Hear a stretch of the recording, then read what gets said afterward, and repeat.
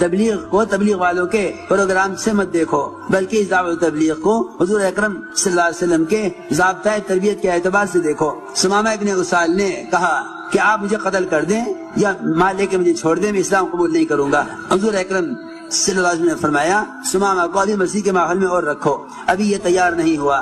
ایک دن اور گزر گیا، اگلے دن پھر آ کر پوچھا ثمامہ اب کیا ارادہ ہے؟ ثمامہ بن اسال نے کہا ان تقتل تقتل ذا دم وان تنعم تنعم علی شاکر، اگر آپ مجھے قتل کر دیں تو آپ کو اس کا حق ہے، اختیار ہے، میں مدعو آپ کے قبضے میں ہوں، آپ اگر مجھے چھوڑ دیں تو میں آپ کے احسان کا قدردان ہوں۔ وہی ایک جواب، میں اسلام قبول نہیں کروں گا چاہے مجھے آپ قتل کر دیں یا مال لے کر چھوڑ دیں۔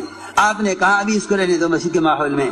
ایک دن اور گزر گیا، تیسرا دن شروع ہو گیا، پھر آگے پوچھا کہ ثمامہ کیا ارادہ ہے؟ وہی جواب، شام ہو گئی تو آپ نے شام کو فرمایا صحابہ سے اب ثمامہ کو چھوڑ دو، اس کا مسجد کے ماحول میں رہنے کا وقت پورا ہو گیا۔ اللہ کی شان، جس ماحول میں رہ کر وہ اسلام سے انکار کر رہے تھے، یہاں سے نکلے، ایک باغ میں گئے اور جا کر غسل کیا، صاف کپڑے پہنے اور مسجد میں واپس آئے اور آ کر اسلام قبول کیا اور کلمہ شہادت پڑھ کر مسلمان ہوئے۔ میں عرض کر رہا جب ایک ضدی کافر مسجد کے ماحول سے اسلام میں داخل ہو سکتا ہے تو میرے دوستو عزیزوں، مسلمان تو زیادہ حقدار ہے مسجد کے ماحول میں رہ کر ہدایت اور تربیت کے حاصل کرنے کا، اس لیے کہ سارے احکام اوامر مسلمان کے لیے ہیں۔